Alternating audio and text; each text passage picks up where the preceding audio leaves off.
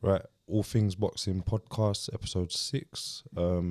Today we're going to do something a bit different. It's going to be the first of our boxer profile episodes.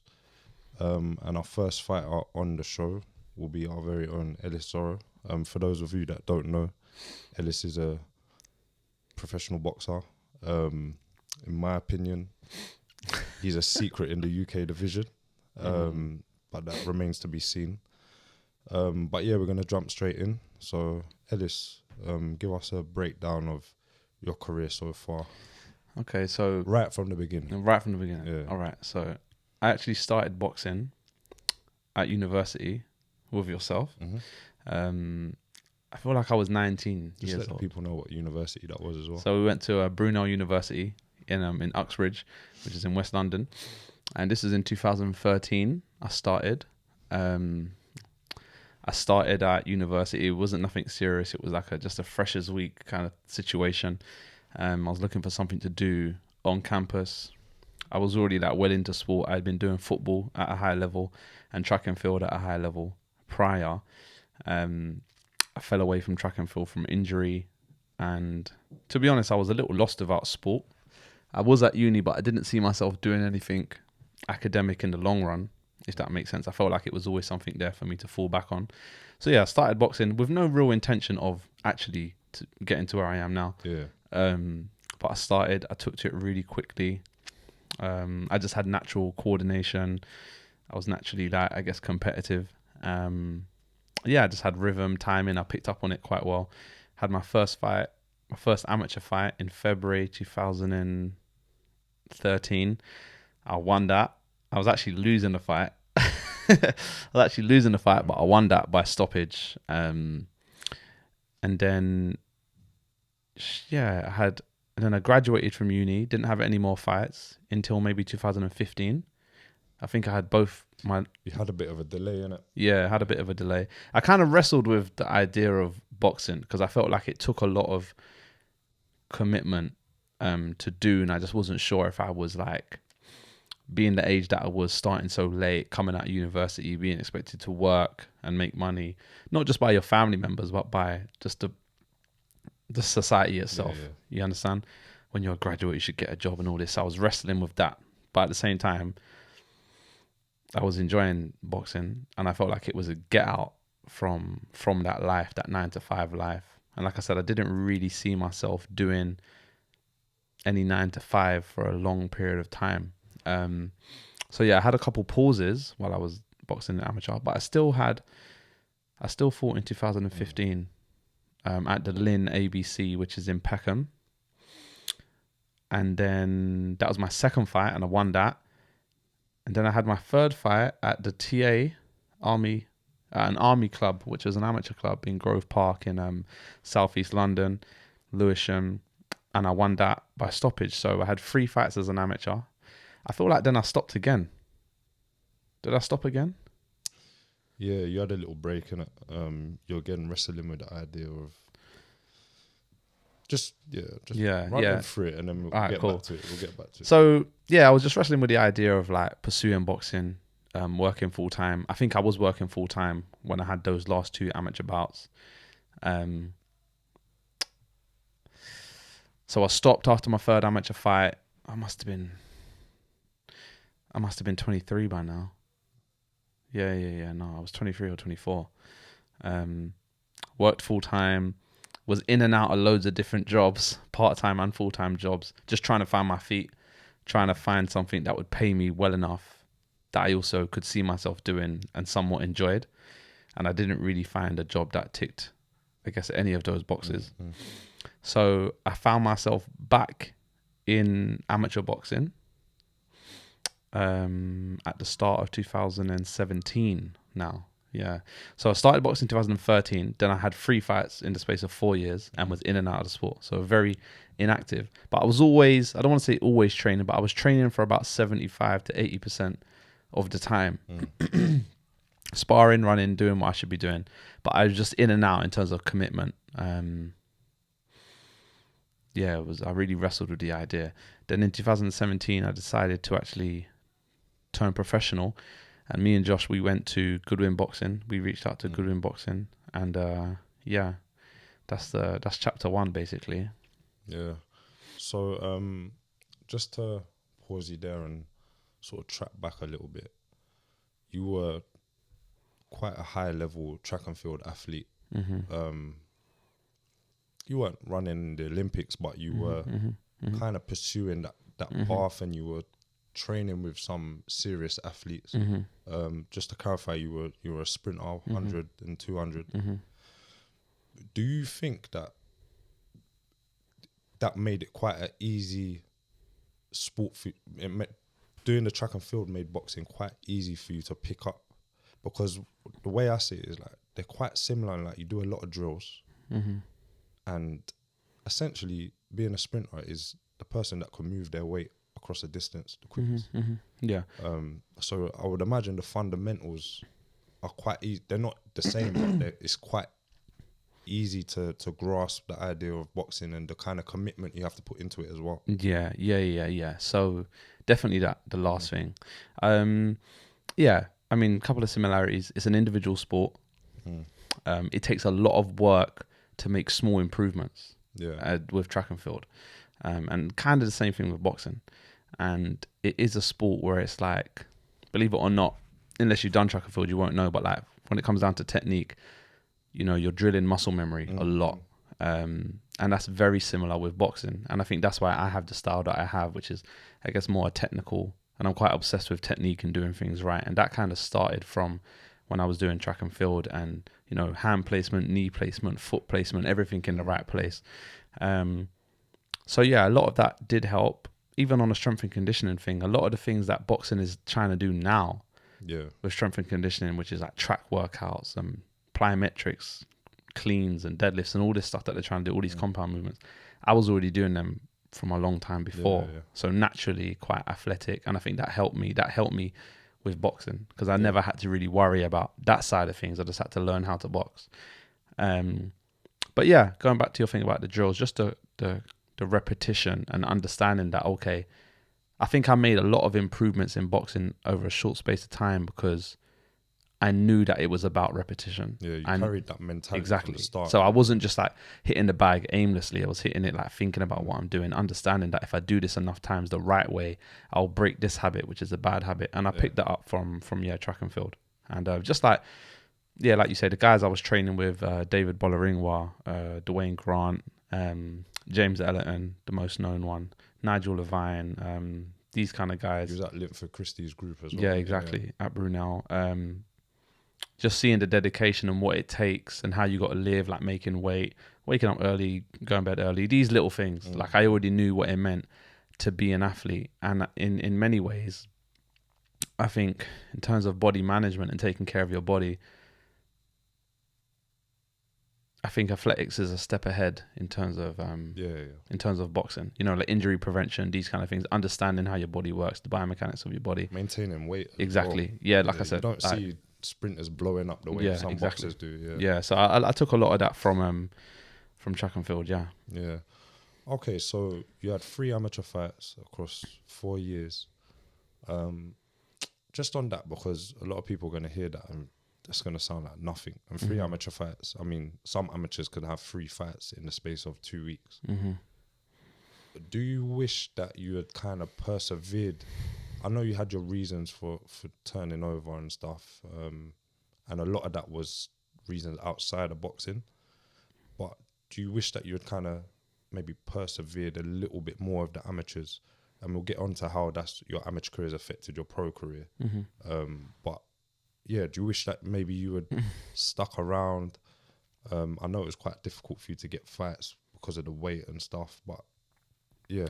Yeah, I wish I had just had many more fights, because it doesn't matter the result of some of those fights, to be honest. Like when you're turning over and you're signing a pro contract, they don't care whether no one says, oh, he was 41-0 or 41-5. It's very rare. They just say they were 40. Exactly. Yeah. It's just that, oh, he had 40 fights. Yeah. But if you've had 40, won 20 and lost 20, no one really minds.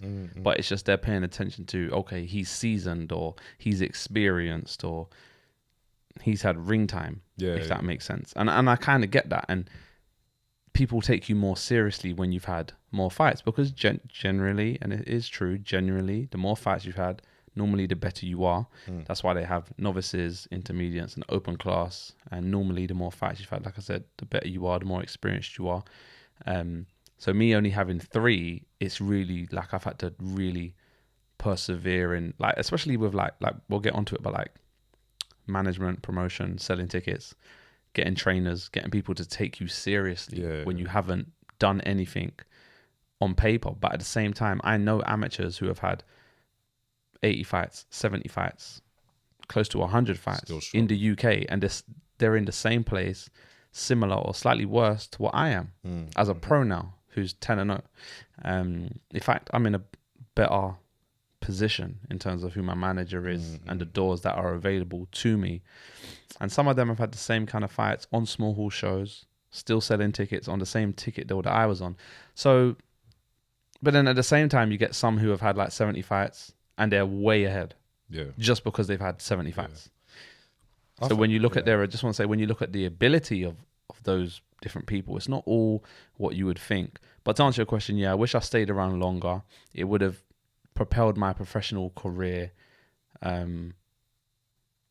think, quite beyond what. Yeah, like I don't think I would be where I am now. You know, I would have been a bit further. It's still a thing that's mentioned, isn't it? Yeah, people still talk about it. I mean, even your TV debut the other day. Yeah, I'm pretty sure the commentator mentioned that you'd only had 3 amateur fights. Yeah, and it's like you get to a point where.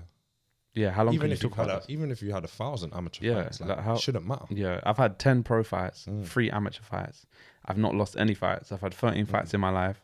I've had more pros than I got more knockouts than I've had amateur fights, and they're still talking about my amateur fights.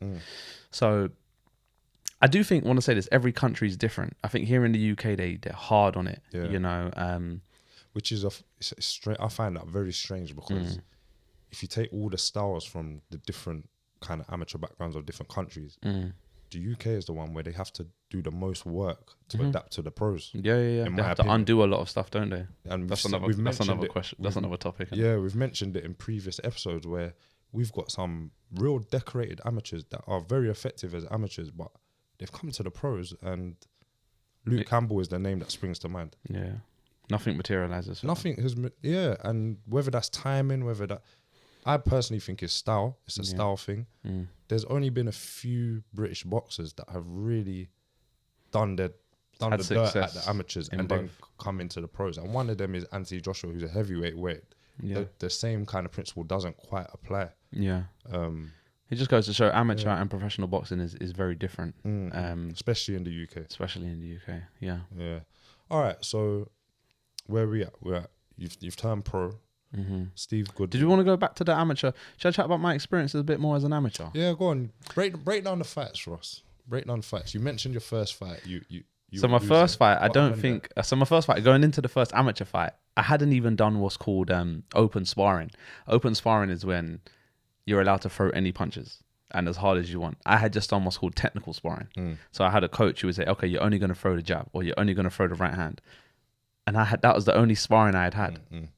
I did a bit of that sparring as well. Yeah, good times. So going into my first amateur fight, just knowing that I was going to have someone who I wasn't going to be able to control, who wasn't going to play by the rules of tech sparring. Someone is going to basically try to take my head off. And he was. And I think he was having his fourth fight or his third fight. He can't have been that experienced. Was he having his fourth or his third fight? But he was definitely more, you could see he had boxed before. Whereas me, you could see I'd never really had a fight before. But you could see again, fresh out from track and field, I was very explosive. Yeah. I was extremely explosive. And I think I was loading up a lot. I was missing. I was doing a proper Nigel Benn. You fell over as well at one point. Did I fall over? Remember you tripped? You stepped on your foot. Oh, yeah. So I lost the first round. I remember hitting with a body shot, and it was a left hook. I've never been hit with a left hook to the body or a body shot in general. And I was just like, damn, is this what it is? But I was still, coming from football and athletics, I knew how to not lose, if that makes sense. I knew how to not give up, or I knew how to push yourself. Exactly, So I held on. Then I caught him. I think it was the only shot I caught him with in the whole fight. I caught him with it. He threw a double jab, and it was like an overhand right. It wasn't like a pull counter. It wasn't like catch and shoot. It was just an overhand right. And that was the first time I think I connected with someone properly. And he kind of... It rocked his world. It rocked him badly. Then I hit him again. And next thing I know, he was like dancing across the other side of the ring. And that's when I was like, raw, like I can definitely punch. And even when I look at the fight today, like when I watch it, it's like... it was a big shot. It was a very, very like big shot. And that's when I knew I was heavy-handed. Second fight, I was a lot more composed. I think that was... I think I remember you being extremely nervous for that. Yeah. And I think it will come at a time for you where you was kind of battling with the boxing thing. Yeah. A little bit. So losing would have... You know what? And I have to be very transparent about this. Sometimes I feel I suffer with that now. Yeah. You know, like I feel like... Yeah. Like up until very recently, I felt like if I lost any of my fights, I'll be calling it quits. Yeah. Because it's like I've invested a lot of time. I've been toing and froing with the sport for so long. And nothing up until now has really come of it for me. So, yeah, every fight was like, you know, make or break or do or die or whatever they say. So, yeah, it wasn't just a normal amateur fight for me. I was like, if I win this, I'm going to push and take it seriously. If I don't win this, I'm just going to quit. Yeah. And this is only after my first amateur fight. So why I'm putting myself under this pressure? But I had people outside of the ring telling me to do this. Obviously, I needed to make money. Well, my perception was that I needed to make money, but I had no child. I lived at home. Did I really need to make money? But you know, it is peers and influence. But yeah, I was crazy nervous. And I was, you know, we were sitting in the car. Like, I was thinking, I should just run away. Like, I should just leave. I was literally around the corner from my house, and I was like, I should just leave, but I didn't. I stayed, and yeah, I think that when I didn't stop him. That was Kev. Yeah. I didn't stop him, but yeah, I dominated that fight, and yeah, I was really happy with myself afterwards. And then it was like, okay, we'll give it another go. And I think I had my other fight at Lynn after that, and I stopped that guy. And that one, I was even way more polished. I think I was trying to do the Floyd Mayweather thing. I was in the Philly shell. I was jamming to the body. I was check hooking and stuff like this. And I stopped him with an overhand right. It weren't really a proper stoppage, my third amateur fight. You know, in amateurs, they stop it. Catching him with... I was just catching him with clean shots. But I think they threw in the towel. Yeah. So, yeah, that was that. And then... from Stonebridge. Yeah. So, yeah, that was that. Okay, so... Yeah, so that's the 3 amateur fights. Then you make the decision to turn pro. Now, that's it. Sorry, while I'm talking about this, when I was in the amateurs, and this is something that I feel to this day, right? Seeing as we're going over everything, I never really got taken serious by the coaches. Yeah, you know, like, and I don't mind saying names. When I was at the Lynn, I was there with Chris Congo, Richard Riakporhe. This was when the Lynn was like serious club. Other than Repton was probably it was like the best. Jerry McDonough, and there was a few other names. Josh, there was a guy called Josh. He's a welterweight now. Oh yeah, I know who you're talking about. Yeah. The Lynn was a top club, and I was there trying to take it serious, but it's just like for some reason they'd also had like the Edwards brothers through there. Yeah, they had Isaac Chamberlain. He had gone through there. They had a lot of ABA champions, and Chris Congo was at GB at the time. I think Richard was dominating. Obed. He had Richard, who won the novices at the time. And the coaches just weren't like giving me any kind of like love or nothing. Which, looking back, yeah, I think you would understand that now. Yes and no, you know, because I don't think it was always about ability. I feel like I just wasn't the in. Yeah. I wasn't the in guy. You know I was kind of when you go to like somewhere like Repton, it's like you'll have guys there that have won 7 national titles in a row. Yeah, they're preparing for a championship. Yeah, because there's so many people, fighters in there. There's only so many coaches, so it's kind of like, who are you to walk into a gym and get love and attention straight away? Oh no, in that sense, like in terms of priority, I think. But I'm just talking about from an ability perspective. Like when I went to the Lynn, there was nothing that these guys could do that I couldn't do. they were just definitely much more experienced. But I had like the raw talent. Yeah. And some of the fighters would tell me that. I think that's when I did my first spar with Richard Riakporhe. That was the first time I sparred with Richard Riakporhe, who's currently a British Cruiserweight champion. I think he's fighting for a world title soon, isn't he? But we know who Richard Riakporhe is. And yeah, I always took that kind of personal because it was like when I got better and those boys moved on, the Congos and whatnot, I kind of became one of the top boys by the time I was having my third amateur fight at the Lynn. And obviously the club was going downhill a little bit. And then when I turned pro, I even was sparring some of the top boys that Sam Mullins had, like Darren and whatever, you know, where they come to spar me when I was with Roy. And it was like, I always took it a little personal because it's like when I was there, you didn't want to show man no love at all. Like you just let man do nothing. Never took me serious at all. And now I'm like, in the most humble way, I'm putting in work against your fighter who you showed bare attention to for time. And I always took that personal. And then I don't know why I did, but I just did. Yeah. But yeah, I was never really embraced by coaches really anywhere, to be honest with you. Like I was always just doing my own thing. But yeah, sorry, that was my amateur career. That was my amateur experience. So you decided to turn pro.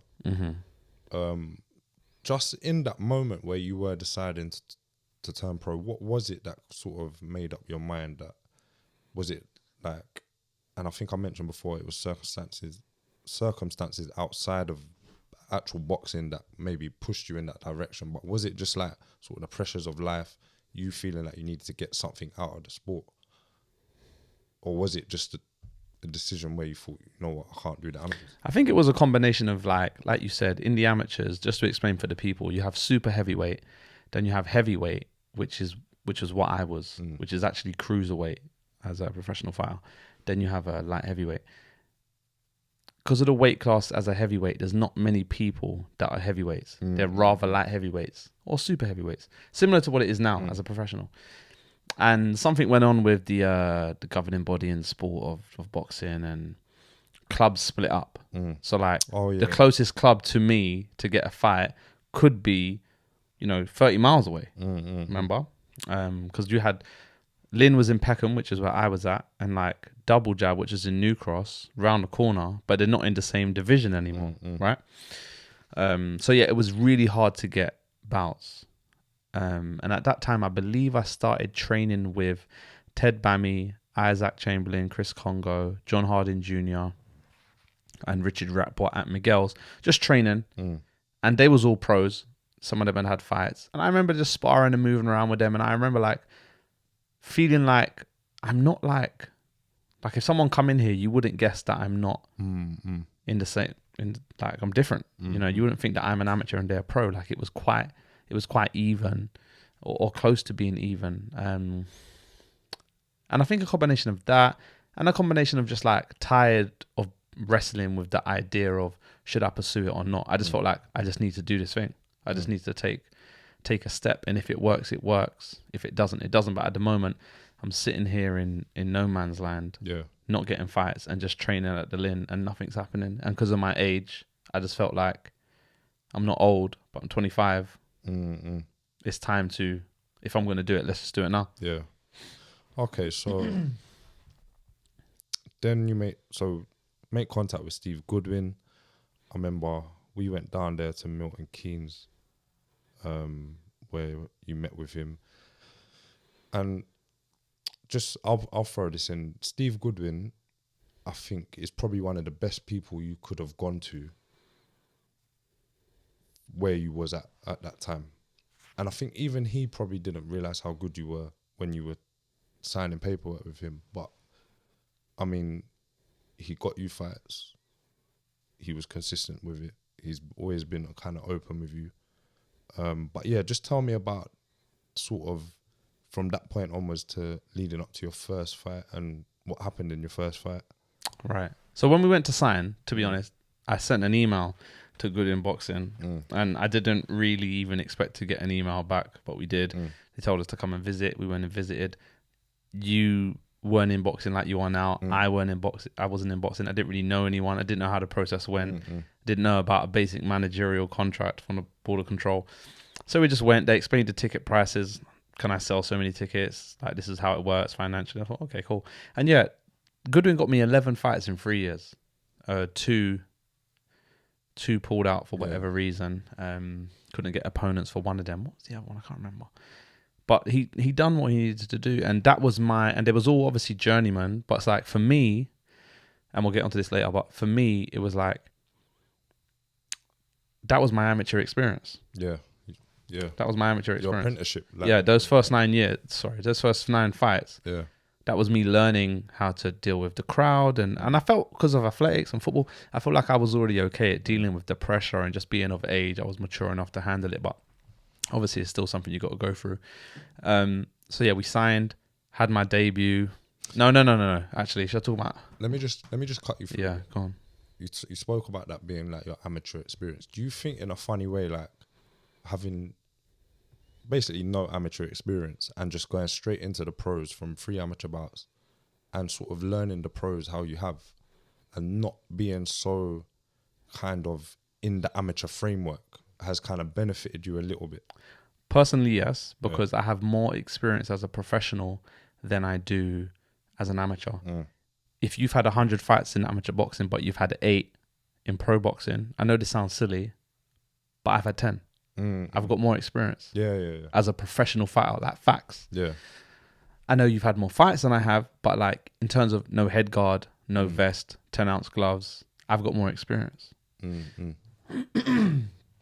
So yes, I do. But also the sparring, and we'll get onto that later on with different trainers that I've been through. The sparring has really helped me. But yeah, just to speed things up a bit, I had I tore my meniscus in August. I was meant to fight in December for my debut, 2017. I tore my meniscus playing football, actually. But anyway, yeah. Tore my meniscus playing football. Had an operation, had to go private, just because of the timescale of waiting for the NHS.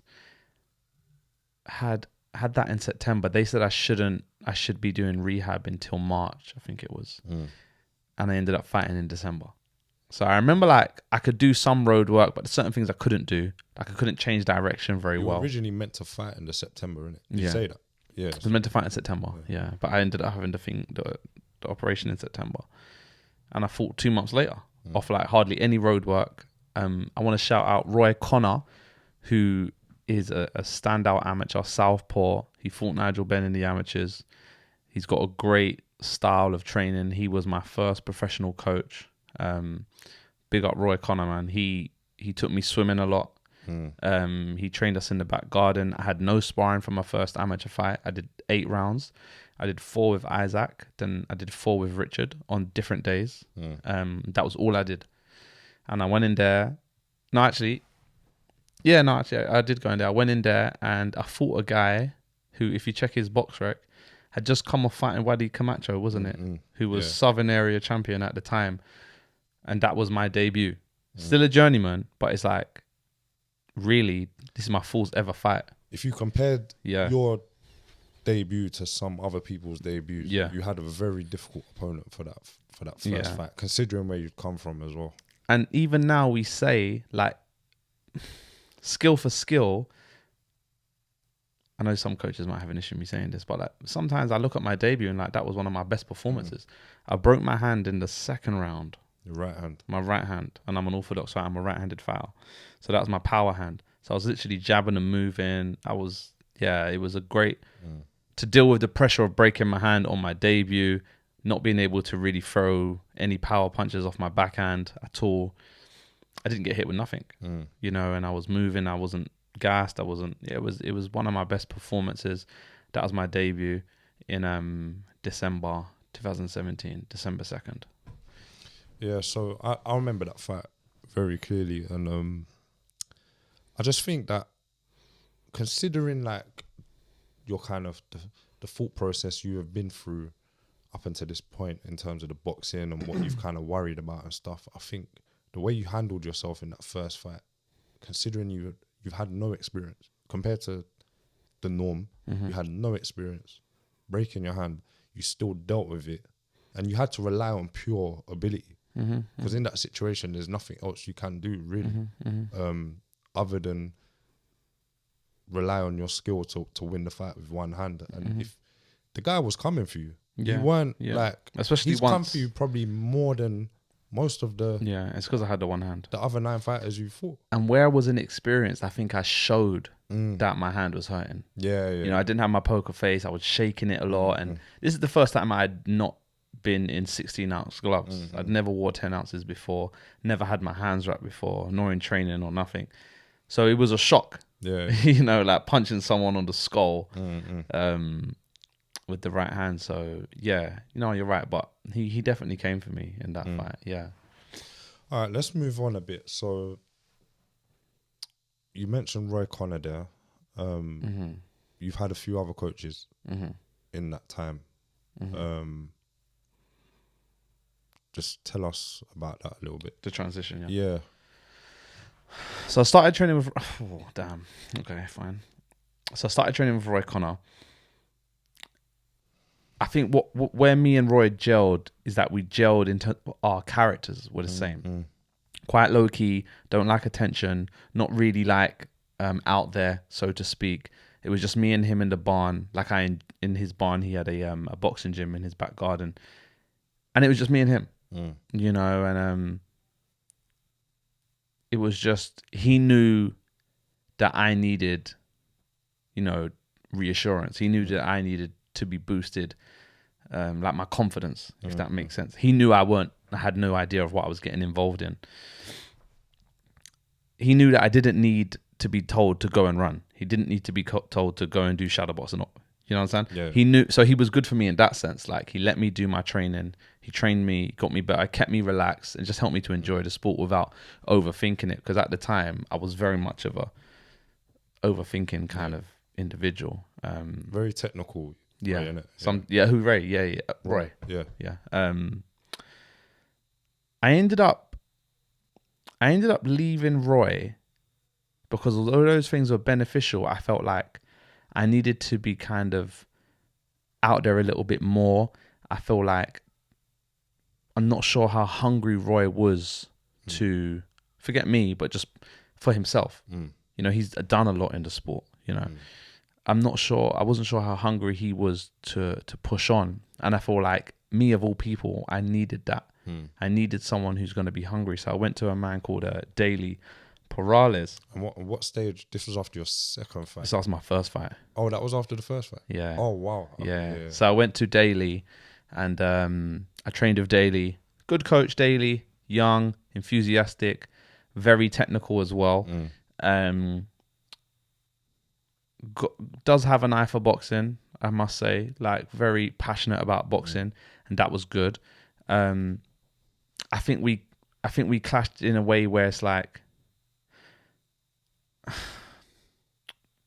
our characters weren't necessarily the same. He had an ego that I didn't have.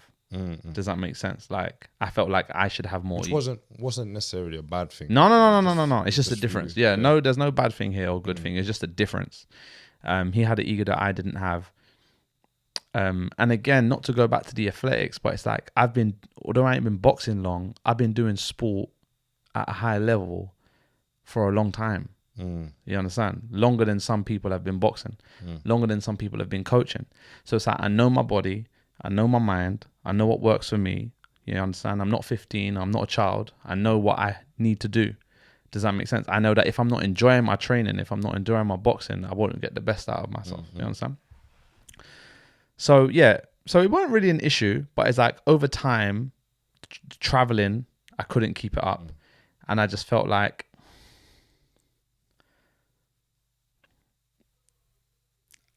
after I had my second fight with Daly and I won that by KO. But I feel like it was just a lot of, can I be honest? Should I be honest? Be honest, man. I feel like it was just a lot of bravado.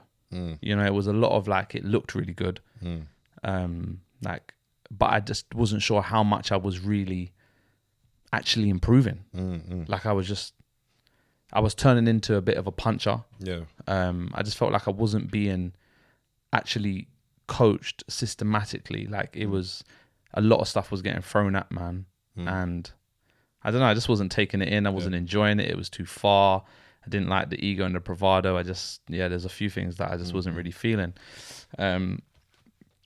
So I left and I went back to Roy. And the reason why I went back to Roy, and this is facts, yeah. And that was definitely like a case of the grass ain't always greener.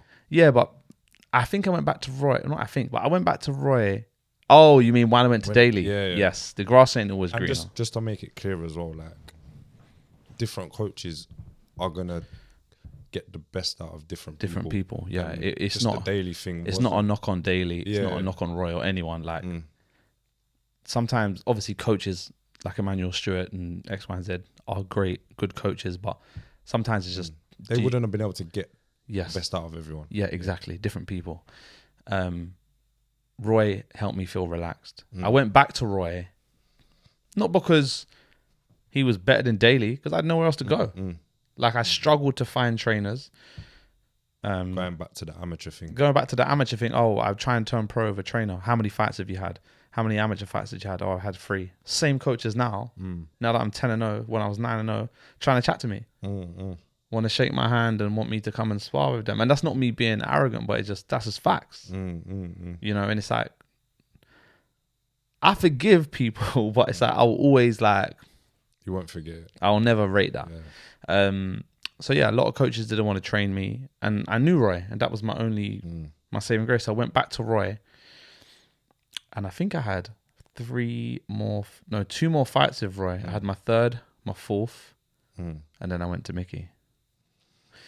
4th was I had my 5th against Kent. Yeah, sorry. So I had after I left Daily, I had 3 more fights with Roy. I had 1 at light heavyweight and 2 at cruiserweight.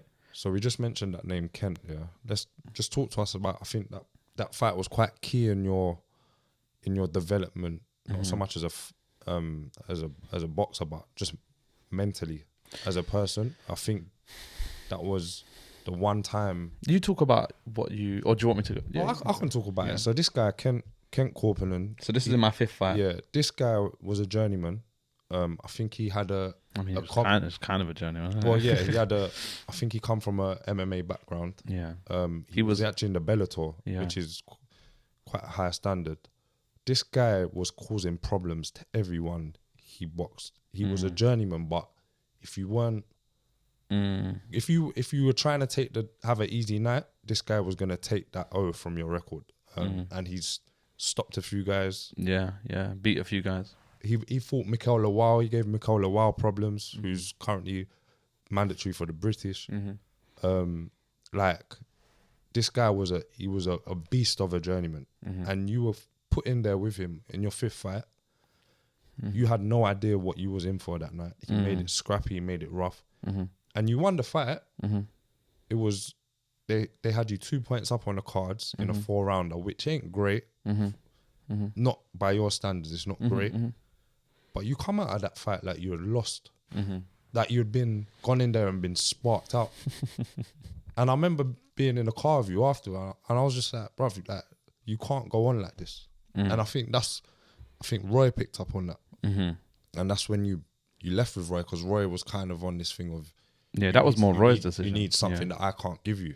And I think that was him sort of recognizing that you had all the ability, all the potential, but mentally, which is something you've kind of always battled with, innit? Just kind of high expectation. Yeah. And I feel like that, how I took that fight with Kent, meaning not took it prior, but how I digested it after, I feel that's what makes me to this day good. Like I'm very, that's my drive to train. That's why I say it was a key part in your career. I don't want to lose. I'm afraid of losing. Boxing isn't my life in the sense of I can do other things, you know, but still, I don't want to lose. For whatever reason, like boxing is my only kind of pride possession that I feel like I did this, I started this, no one give this to me, no one helped me with it. From beginning to end, no one other than yourself, bro, has really, really, like obviously now people are on board, like my dad supports me, and my family support me, but even them at a time was shunning it. You understand? So it's like, this ain't something that I've inherited. It's something that I've started, and I hold, like, I got pride of it. You feel me? Like, it's my thing. Going into the Kent fight, I wasn't prepared for what you. Yeah. Like, I didn't know. I didn't have any. Remember, he was even late. I remember he turned up late. This guy looked like he had just woken up out of bed. Yeah. And he come in and did what he did. Yeah. And I mean, and just to be clear as well, like, these journeymen, for those of you that don't understand that term, they're kind of fighters that prospects like yourself are given to kind of get experience. So they effectively go in there and try not to get hurt. They don't try and win the fight. Some might come a bit aggressive, but Kent was boxing you like he was gonna die if he didn't win that fight. And he does that. He's done that with everyone he's boxed. And you know what? For that to be my 5th professional fight and my 8th fight ever, I feel like I handled it well inside the ring. Like, I outboxed him. I won all the rounds or whatever. Other than the one, I think one was a draw. It was 39-37. Okay, right. Cool. So you must have lost one and drawn one. Yeah. I remember when they called out the cards, just thinking, I remember looking at you. Thinking, damn, if this is... I was in the corner. And I looked over my shoulder and I was like, if this is... if I'm on the wrong end of this... Because you know what? He didn't land on me. Because if he landed on me, like, we would have known about it. Like, he was that kind of puncher. But he was just roughing me up. Yeah. He was physically imposing himself. Exactly. Yeah. And I just don't think I had the sparring at the time for that. I mean, now I can say that. At the time, I didn't know. I didn't know about hard sparring. Didn't know the benefits of hard sparring, of being uncomfortable in there like I do now. But at the time, I was just like, what's happened? Do you feel me? Yeah. And my coach, Roy, couldn't really give me the answers. And I don't really think he knew. And you know what? I spoke to Roy the next day, and he was just saying, look, like, you need to go out there and travel the country and basically go and spar. You know, and go and spar and be in those uncomfortable situations. And so that's where I finished with Roy. And we left on good terms, to be honest. Really good terms, because although I didn't know what he was saying was true, it's like I had to take it. I had to take what he was saying. Like, I knew that Roy wanted the best for me. I knew that he ain't trying to get rid of man for no reason. So he encouraged me to kind of go, and his wife at the time was going through some health issues where he couldn't commit to it. So I went to Mickey Burke, the gent, over in Bexley. Tell us about that. Tell us, I mean, Mickey's a good guy, man. And good coach as well. Mickey, I've had even to this day, my best bond with him. You understand? It's like, we clashed heads a lot at the time, because, like, I was like an outside fighter, not because I felt I was a good outside fighter, but because I didn't know how to fight inside. And it took me a while to humble myself and admit that, you know what, like, I can't really fight inside. Like, I can punch inside, but I can't really fight inside. Like, I'm not comfortable there. And Mickey Burke, Shaq, all the guys down there, they brought my inside game on a lot. And Mickey begun to appreciate what I liked in boxing. So when I'd like to do my Roy Jones or my Floyd Mayweather or these kind of flamboyant-ish stuff with my low hands, he let me do it, you know, the James Toney shoulder roll. He let me do it within reason. And we worked together. He wasn't like, never do this. You understand? A lot of coaches, like, they're stuck in their ways. But like Mickey, like, no, like, we'll send videos of boxing to each other. Like, look at this. And he'll be sending me stuff of like Roberto Duran, the inside guys, and I'll be sending him stuff of like Sugar Ray Leonard. So it's like a complete opposite, but work together, it gelled together. We did not clash heads, but we did it like with any other relationship. It took a while to get to know each other. But we traveled around, we sparred a lot. He brought a lot of sparring in for me, and he turned me into the fighter that I am today. Like, I went on between my 5th fight and my 6th fight. You changed a lot. The progression was mad. I got a Biggie as well. Biggie really helped me. Heavyweight helped me with all the sparring. Made me uncomfortable. That feeling of when I was sparring Kent. Biggie, the first day I was there, that's what Biggie was doing. pushing me around where I didn't want to go. And I just had to get comfortable doing that. And I think all the natural ability that I had in terms of my athleticism, I kind of molded it into a style, if that makes sense, at the time. And I kind of begun to know, okay, this is how I do this. This is how I do that. Still kind of inexperienced, but the progress I had with Mick is mad. Yeah. Like I had my I had my 6th fight with Mick, 7th, 8th and 9th. Yeah. You know, that's 4 fights. And the progression between them, I think I got 3 stoppages back to back. And then a points one where I dropped the guy twice. But outside of that, it doesn't even matter about knockouts and whatever. It was just that I felt like a pro. Yeah. When I was going in there with Mickey, everything was different to how it had ever been. Like he knew how, like little things that he gave me confidence. He could wrap my hands properly. Yeah. Because I couldn't wrap my hands, even with like wraps. Forget bandage. And he would wrap it. You know, like going into sparring, I had that voice. I needed his voice. Where some coaches just be, do this, dude, like cheering you on. Yeah. But he's like almost, it's like he's controlling me. Yeah. Like I'm a puppet. You understand? He's controlling me. And the more we sparred and the more we trained, I would understand what he meant with certain commands in sparring. And my confidence began to kind of grow and grow. It was quite a family vibe down there as well. Oh, massively. So I think massively. And that helped. And that's kind of what I think, not to go off topic, but yeah, no, you know what? Just that is, I think in many ways in life sometimes is what I've been seeking. Yeah. And that provided that, you know, Mickey, he's an older guy, you know, I think he's 44, 45, but forgive me if I'm saying your age. But he's almost like a young guy. Yeah. Does that make sense? Like he's part of the mandem. You know what I mean? Like he's from Lewisham. Like, you know, he's one of the guys. So there was that comfort with him. There was that bond. He's like a brother, but he does do the dad thing as well. You know, and he cares about his fighters. And I haven't got nothing bad to say about Mick at all. And yeah, I was with him until I went 9-0. All right, so we might run over, you know. So we might. Yeah, man. Not. Yeah. So you're with Mickey to your 9th fight. As good as that was with Mickey, you've ended up with another coach, Martin Bowers, who's, especially in the UK scene, is quite a familiar name. Most recently worked with Daniel Dubois and brought Daniel Dubois through the early part of his career. Yeah, Denzel Bentley, Chris Borg. Yeah. So big names with Martin Bowers. What was the reasoning for you moving there? I know it, but just yeah. So okay, obviously, after I went 9-0 with Mickey, the pandemic hit. Small hall boxing at the time was looking like it may not. All boxing, really. Yeah, but definitely small hall with fans was looking like it may not ever return. Mickey was my trainer, not my manager. So he couldn't get me fights. He couldn't, and that's not his job because that's not his job. He's a trainer. Martin Bowers, I know you said is a trainer. He's also a manager, and he's also obviously well connected with people, BT Sport, Cruiserweight Boxing, who have televised boxing shows. So I initially went to Martin on the basis of I'm gonna have a trial to see if you will manage me because I've already got a trainer. Yeah. Do you understand? Like, so I went on a 2-week trial because it's only right. He should see me. Yeah. If he's gonna manage me, but which is something a lot of managers don't do. Yeah. So that's really good from him to not. He's doing his homework. Yeah, literally. So what was I saying? So you gone there for the trial. Gone there for the trial, for a 2-week trial. Mickey's said, okay, do your trial.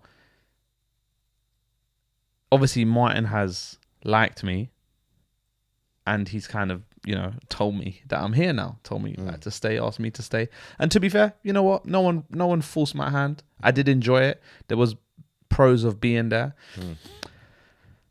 but I struggled to reconcile. Like, what about Mick? What about Mickey? How am I gonna? Can I still train with Mickey and maybe train with Martin, or is there a way I can balance it? And there wasn't really, because it's like the manager is the one that I need at that moment.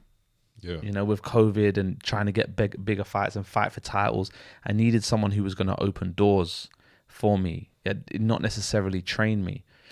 But Martin was obviously offering to do both. So I had a proper man-to-man conversation with Mick. And it saddened me a little bit, but I had to leave Mick. I just had to do it. I had to do it because I got one shot at this boxing thing. as much as I love Mick, and he'll be for me saying this, we're not here to make friends. You know, like I had to do what I had to do. Yeah. You know, so yeah, I'm basically with Martin Bowers now, and you know what?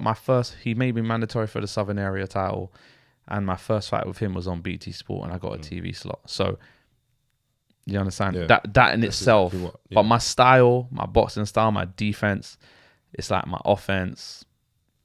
Everything I've been taught, everything that I've polished or begun to polish is from Mickey Buck. Yeah, so just going back on that, it's like you've effectively had 5 coaches. Obviously Roy twice. Yeah. I mean, me personally, I feel like young fighters, especially when they turn over, should be trying different coaches. And that's probably hard for coaches to hear, because I know coaches aren't quite protected in this boxing thing. You could train a boxer his whole life up until the point where he starts making real money, and that boxer could just leave you like that. There's nothing to tie you in. Which has its pros and cons, but obviously coaches are not protected from that respect. That respect, but do you think? I know when you've changed these coaches, it hasn't always been about the coaching itself, but do you think just getting all that experience contributing to your first 10 fights has been benefit? And you've mentioned that Mickey's kind of completed you as a fighter up until this point. Do you think, like, have you felt the benefits of being with so many different coaches in such a short space of time?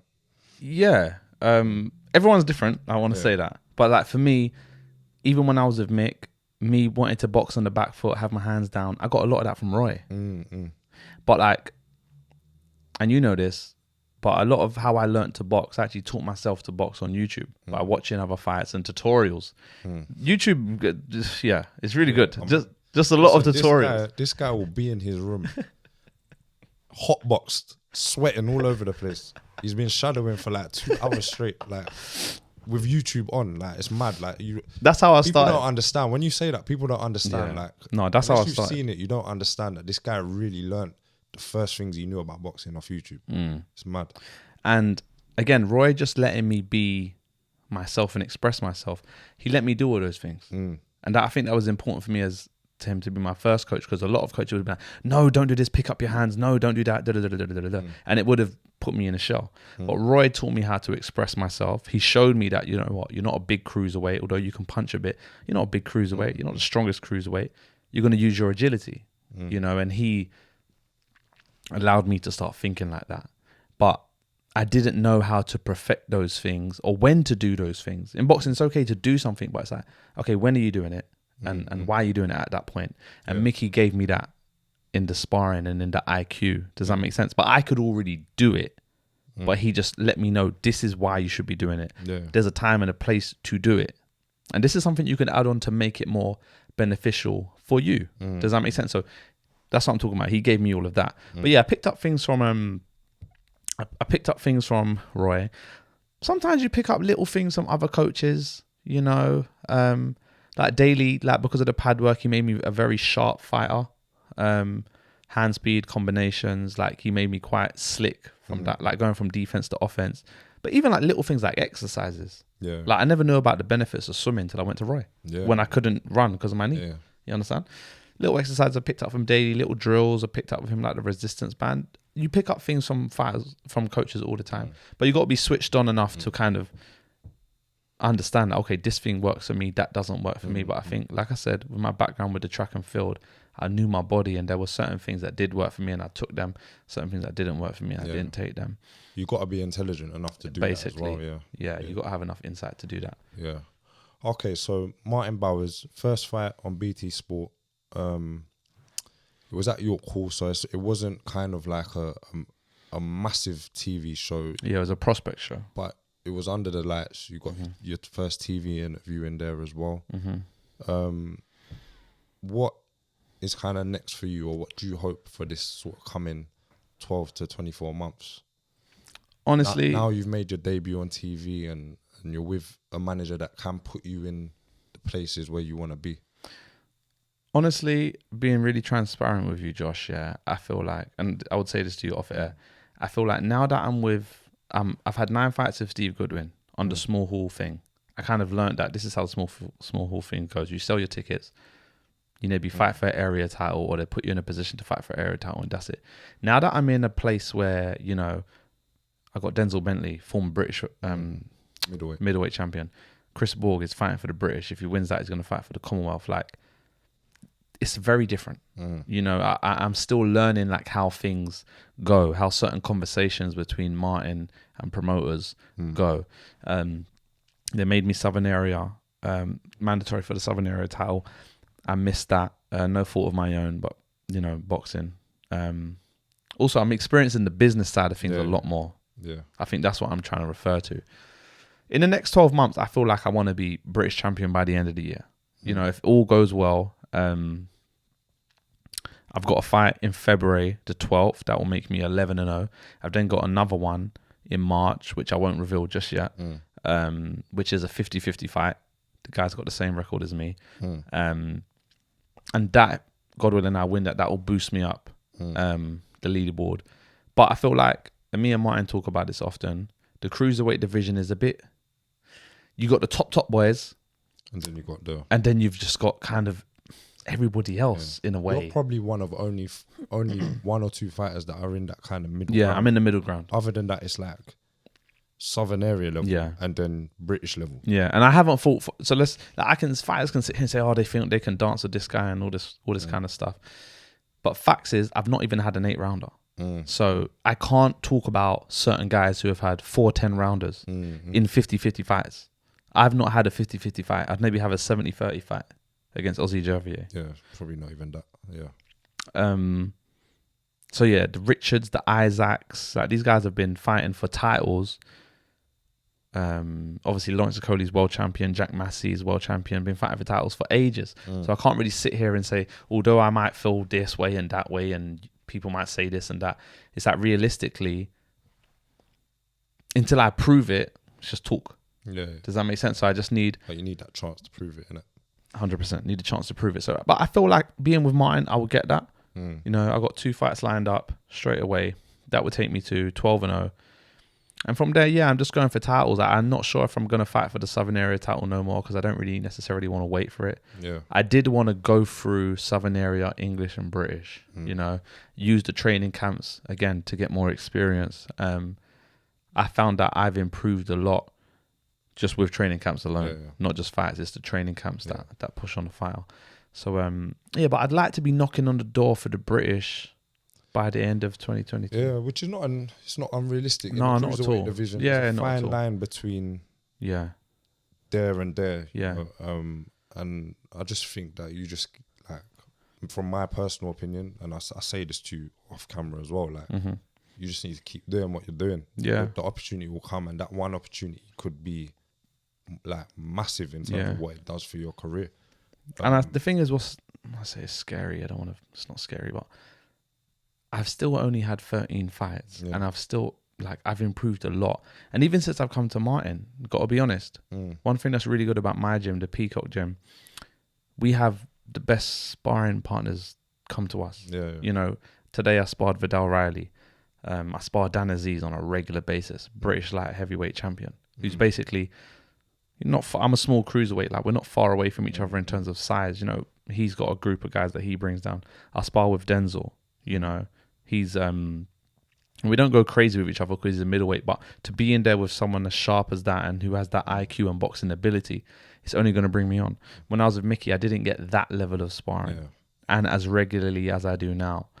Now I can do 8 rounds in sparring, 10 rounds in sparring, like it's 2 times, 3 times a week. Like it's nothing.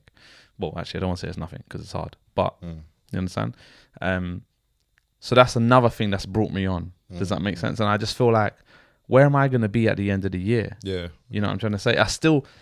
I'm still only now going through a phase where I'm gelling with Martin. Because it takes, like I said with Mickey, it takes a while to gel with Mickey. It's going to take time to gel with Martin as well. What's that going to look like? When I get more comfortable with him, when he knows me more and I feel more comfortable. Like, I'm going to improve again. So I'm excited to see like where I'm at when I've had, when I'm like 20, when I'm 20 fights in, just 7 fights time.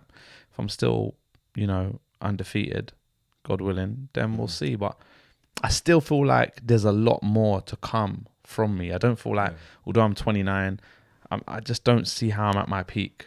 Like it just wouldn't make sense, which is in a way scary because I've been in there with guys and I'm doing my thing, I'm doing well. So yeah, man. All right. Well, anything else is there? No, man. I think that's it covered. Just keep doing what you're doing. Like he said, he's fighting 12th of February. Yeah. Let me just plug my Instagram. So my Instagram is Ellis_Zorro. So ELLIS_ZORRO, as you can see on the hat. It's in the bio. Yeah, we'll put it in the bio of this Instagram as well. So yeah, follow me, support my journey. This is something that we are going to be doing a lot more of to help promote fighters. I'm a fighter. I want to help promote myself. I want to help promote other fighters who don't have the greatest backing. So we're going to be doing a lot more, boxer profiles and interviewing fighters, bringing fighters in so they can share their story the same way that I've shared mine. And yeah, just become familiar with everybody else and everybody's story. So yeah. Should we wrap it up? Yeah, go on. It's your one today. So that's episode 6. Stay tuned for episode 7. We've got this weekend Chris Eubank Jr. and Liam Williams. We got a lot. And then obviously the heavyweight scene as well. Tyson Fury, Dylan White. Yeah. And then the week after that we got Khan and Brook. Oh, exactly. Yeah. So yeah, a lot more to come from us in our next episode. Stay tuned.